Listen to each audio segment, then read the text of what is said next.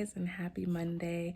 This is a very late upload, and I realized I didn't have an intro for this video. It kind of just went right into the subject.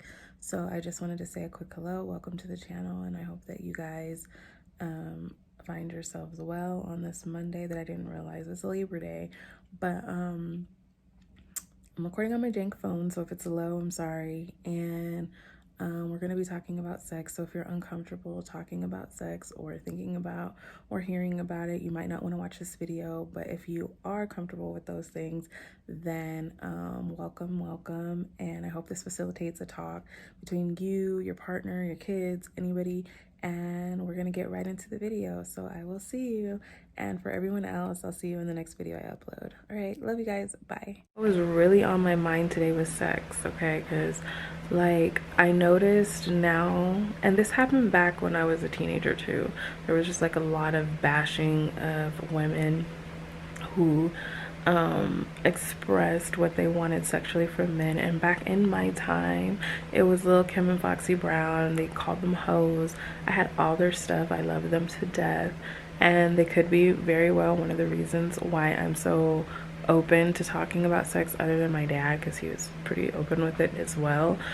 I never understood why people were so like embarrassed to talk about sex, or embarrassed to tell their partner like what pleases them and what they want. That should be a really easy conversation with your partner to say like, I like this, I don't like that. Like, it shouldn't be something that you feel embarrassed about. But we're taught so early on, like a lot of people are taught, that sex is disgusting and it's something that you should be ashamed of. But like I said a long time ago, like none of us, most of us, I don't want to say none of us, because some people are artificially inseminated and brought to be here by other means, but it's how most of us got to be here is through sex. And it's odd that you can perform the act of sex without talking about sex. So to not be able to be vocal about your likes and dislikes in the bedroom is just a huge disservice to like most of my friends that I've talked to had not orgasmed with their partner before, didn't know like what that experience felt like. In my first relationship, I didn't know any of those things, honestly, so I couldn't tell you if it was a bad or a good experience. I think a lot of times I was just doing things to make him happy. And in my second relationship, it was Kevin, we had a very strong chemistry, like sexually, so it was kind of effortless in the beginning, but also I wasn't being very vocal in the beginning then either. So yeah, it's just, it shouldn't be something that you don't discuss with your partner. It should definitely be something that you're okay with discussing with them. It was actually pretty cool because he did talk to me a lot about that type of stuff and very openly, which is why I felt so comfortable going to him in the first place. But my mom, on the other hand, is not like that. She's not very, I mean, lately she's been talking more to me about sex, but in the past she did not openly discuss sex like that. So I didn't have those like mother-daughter talks about orgasms and pleasure and how to make sure that you're being pleased and pleasing yourself. And someone had said a long time ago, before you get into an intimate relationship with a man, I can't remember where I heard this from, you should masturbate, like learn how to please yourself so you know what it feels like and the things that you like and you don't like. And I always kind of stood by that situation, and with, you know, like know what you like before you get into a relationship, because a lot of women don't know what they like, and some men are scared to say what they like they're embarrassed to be like, I like this. Interesting job where I've learned about a lot of men's desires and the things that they've wanted sexually that they haven't been able to vocalize to their partners. All these desires, all these wants and things that they never talk about. They don't ever tell their partners that they're into being dominated, or they like being in control, or they like you to act a certain way or be a certain way. And I just like, it's kind of crazy that you can be with someone for so long but still have this desire that's never been fed because you weren't able to say how you felt. And it's kind of like, it made me wonder, even in my own marriage or, you know, relationship, like, were there things that, you know, he wanted that he didn't feel comfortable telling me? And we had this talk before, and there were some things that he was into that I already knew about them. Honestly, I already had known about them, but he talked about them very early on. And but mine is a little more like, I don't know, maybe for him it's a little more severe, like the thing, like a little more, it's too adventurous maybe, like the things that I'm into doing are a little more adventurous. But I just want to say all that to say this, like, a woman expressing what she wants in the bedroom doesn't make her a hoe. And being sexually open doesn't make somebody a hoe, okay? There's just a level of promiscuity that's okay for men and not for women, but I don't understand why that even came to be. And I'm having, you know, I guess maybe it came from a biblical standpoint, and I mean, that's fine if that's how you choose to live your life, that's fine, but you're missing out on a lot when you close yourself off sexually, and you're closing yourself off to a lot of pleasure and a lot of experiences that are, quite frankly, like, they can open you up in a lot more ways than one, because it takes a certain level of vulnerability to be open and be able to discuss these kind of things with your partner.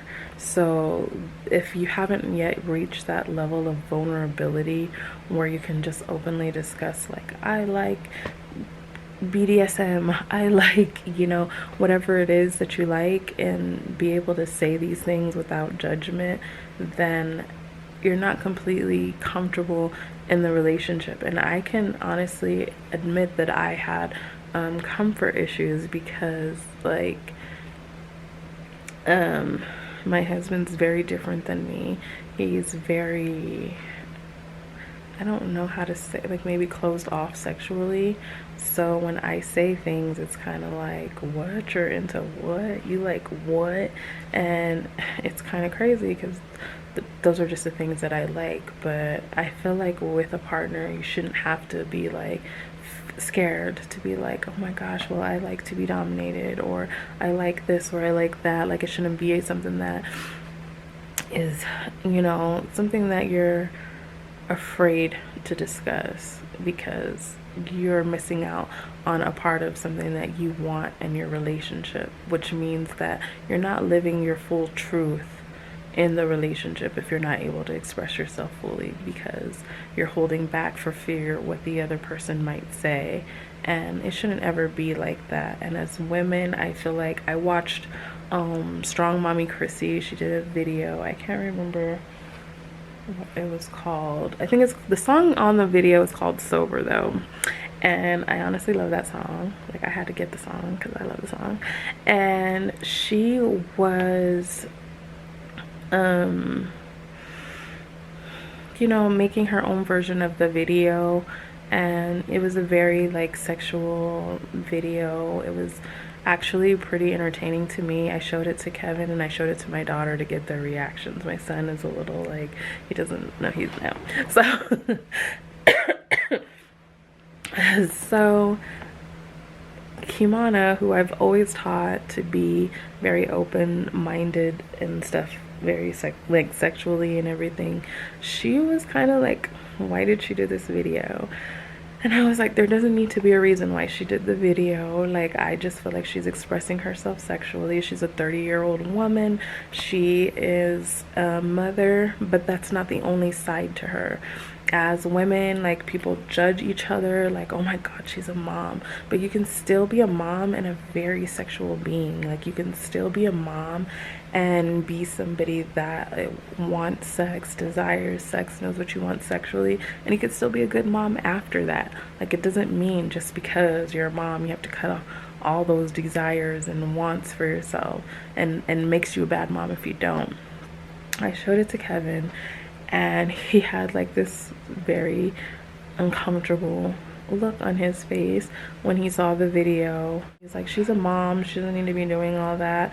And it kind of upset me. Well, it really did upset me, because I just don't feel like you have to equate the two. As a mom is a non-sexual being, you know what I mean? She can be a mom and she can be a sexual being. So I was like, well, I don't feel like that's true. As a mom, she does that, you know, she does her thing as a mom. Come here, Wolf. But she can also have a life after her children go to sleep, and or when she goes out, that's very different than that, and she can still be a good mom. So don't confuse the two. The WAP video was another side of that, with Cardi B and Meg the Stallion. Hey! People were commenting, making rude comments on that video as well, and I just didn't see the need for it, because men say the most disgusting and vile things in their songs about what they want women to do to them and what they want to do to women, and it's okay. But if a woman were to flip that and say the same thing, they're disgusting, they're hoes. I can't believe they said that, she's a mom, like this, that, and the third. But don't get it twisted. Like, I'm 40 years old and I still have desires, I still have wants and needs, and so don't get it twisted. You can be a mom and still be a sexual being. Like, it doesn't mean just because you are taking care of your babies doesn't mean that it makes you a bad person to want anything, you know, after that. There's nothing wrong with that. And anyone that makes you feel like that means that they have not experienced good sex. They have not experienced that type of lifestyle where they've been satisfied in the bedroom. Because honestly, like, I've always been pretty vocal about sex and stuff like that. And where people are like, well, that's private. You know, I mean, to each their own, you know what I mean? Some people can be more outwardly open sexually, and then some people can be closed off sexually. Neither one is wrong. I don't judge the people that are sitting up there like, I want to keep it like closed off. Y'all remember Bree on Desperate Housewives, if any of you guys watched it? She used to be the most prudish person ever. Then there was an episode where she finally experiences an orgasm. I cannot remember who she was with at that time. I want to say, I don't know, was it the pharmacist or was it Orson? I don't know who she was with at the time, but she thought she was having like a heart attack or something. She went to the doctor, and the doctor was like, you had an orgasm, my friend. So it was crazy, because she spent her whole life with this very narrow view of what sex is supposed to be, and then one day she got sexually awakened, and then from there she like knew what she wanted and what she was into sexually. And yes, during the day she puts on the act and she's like, yes, I'm Brie, and I freaking am the perfect thing. I make scones and I make muffins for people. But her nightlife was totally different. And I think her daughter had started making sex swings and stuff like that, and she was very like, you know, mad about it, but she also tested it out, you know what I mean? But I just don't feel like people should be afraid to talk about something that you've done. Like, how can you have sex and not talk about it? So you're just like, yeah, ram it inside me and then we're done. And no, there's so much more. Like the intimacy itself, foreplay, there's so many levels to sexuality. So some of them don't even involve sex, you know what I mean? Like, they say foreplay starts long before you get in the bed, and that's true. And for somebody for somebody that knows like what you like and what you want, they can start that foreplay long before, you know what I mean? And it could be just like sexy text messages between people and little provocative pictures and stuff like that. But you definitely don't have to feel bad for wanting to share that part of yourself with your partner. And if you do feel bad about sharing that part of yourself with your partner, then you're with the wrong partner. That's just point blank and period. It's just, you're not with the right person if you cannot say, you know, this is what I like and this is what I want in the bedroom. You know what I mean? I enjoy couples that do have strong sexual chemistry. It proves that they have this level of intimacy, that they have an understanding with each other and they can talk to each other and express their desires to one another.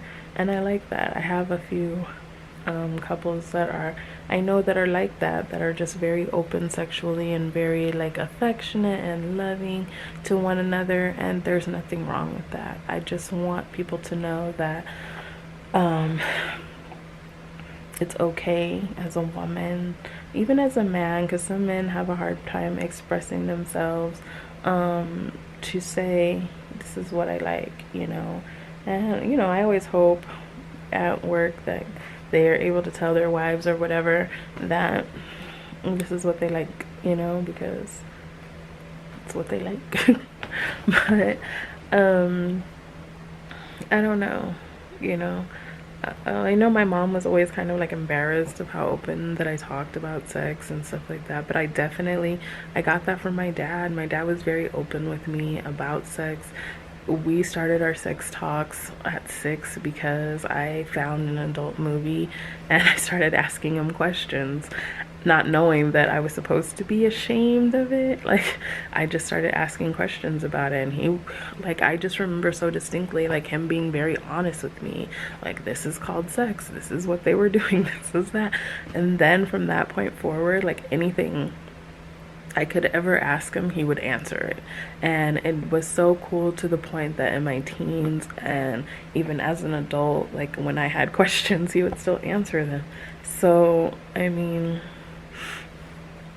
I don't know. It's amazing. And it's always like, people are like, it's kind of like when I talk to my friends, like, who taught you about sex? And I'd be like, my dad.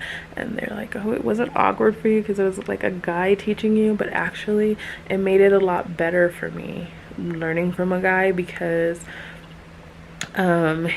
he taught me about things from the male perspective as well. So then, you know, I learned things that way too. It wasn't, I don't know, like, people probably like, you guys just sat down and just talked about whatever, but we kind of did. But I don't know, it's just, to me, the conversation was effortless, and I think it's just because he was so consistent with whenever I asked a question. He never made me feel bad. He never made me feel embarrassed. He never made me feel anything. He just answered it in a matter-of-fact way. Like, I know, like, he would, when my dad would feel uncomfortable or when he's mad, his jaw clenches. And so I remember it wasn't a jaw clench, it was like a smirk that wouldn't go away. So, because obviously I was like 6, I see this movie, it says do not touch. Hold on, you guys. I see a movie, it says don't touch, like do not touch. And of course, my 6-year-old mind is like, I need to touch this because it says do not touch.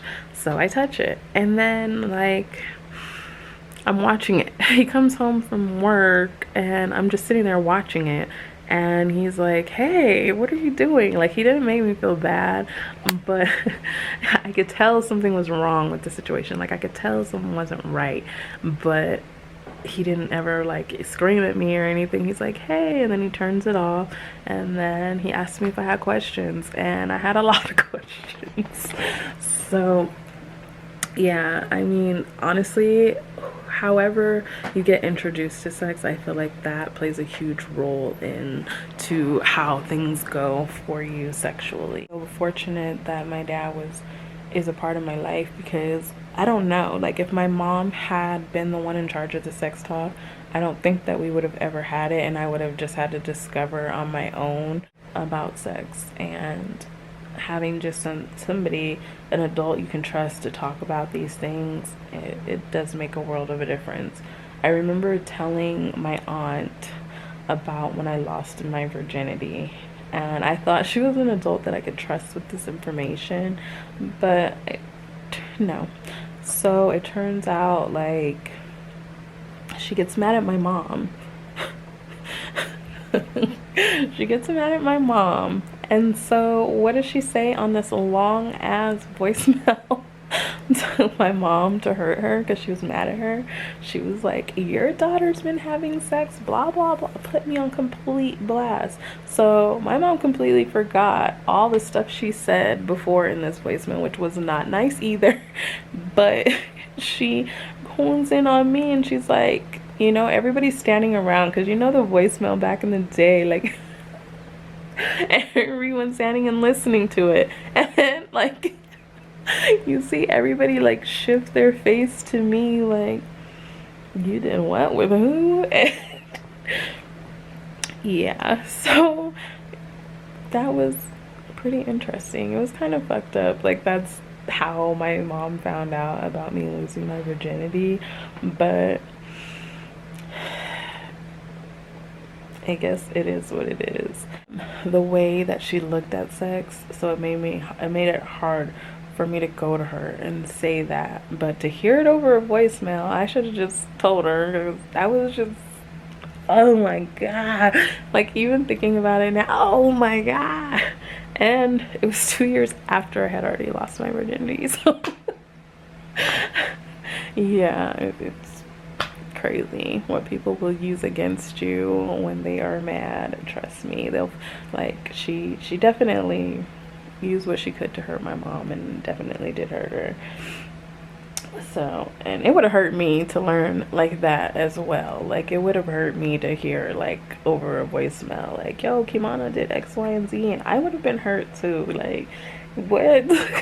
the what? I walk in the house, I live with you, I'm with you every day, and you couldn't talk to me? Like, I think I would feel some type of way too. So I don't know.